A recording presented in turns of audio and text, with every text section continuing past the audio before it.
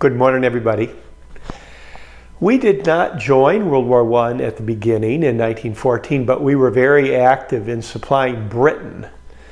And Germany was determined to prevent those supplies, so it started using submarines. And it sort of waxed and waned about how to do that against the Americans. And it was on this date, January 31, in 1917, that the Germans started unrestricted submarine warfare. And this will eventually be one reason the Americans join World War I.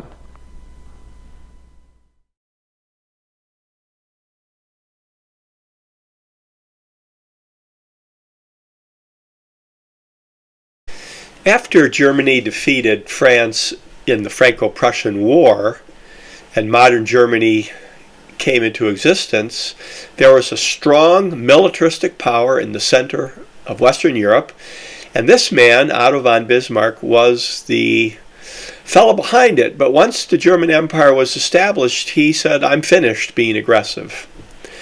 But the Kaiser, pictured here, fired Bismarck. The Kaiser was the grandson of Victoria. He really envied Britain, and he wanted a big navy like the British had. Bismarck was not interested in a big navy. And for Britain, with its worldwide empire, as you can see on this map, everything in yellow, the navy was absolutely essential. So any threat to the navy would be seen as a threat to the existence of Britain.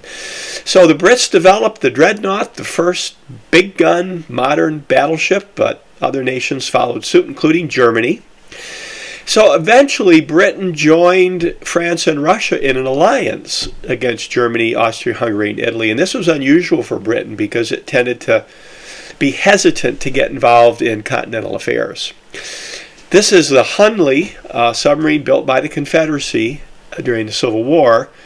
So by the time 1914 rolls around, the submarine was seen as primitive. Here's a German U-boat. No one really knew what they could do, and anyway, the big gun battleships were what everybody focused on. So when World War I began, Germany hoped to do a knockout punch by sending 5 different armies circling through Belgium into France to hit Paris from the top.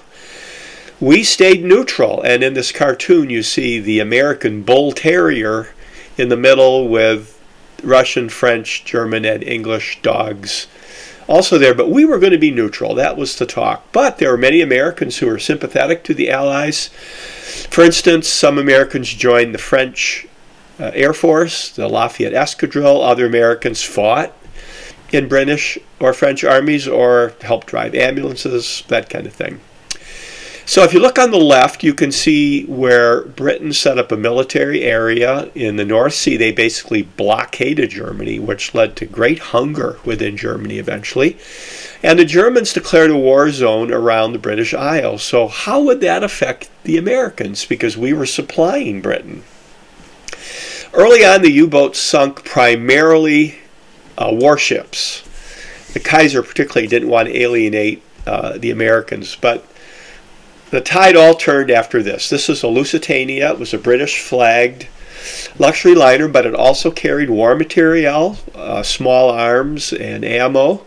The Germans knew it. Everybody knew it, in fact. And a German U-boat sunk the Lusitania off the coast of Ireland in May of 1915, and there were over 100 Americans who died.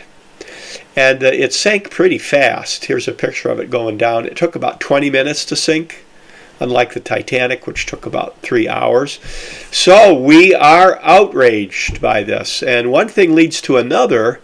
And eventually Germany announces unrestricted submarine warfare. That's on today's date, January 31. Germany was in big trouble by now because of the British blockade. So this was kind of their payback because their own people were starving.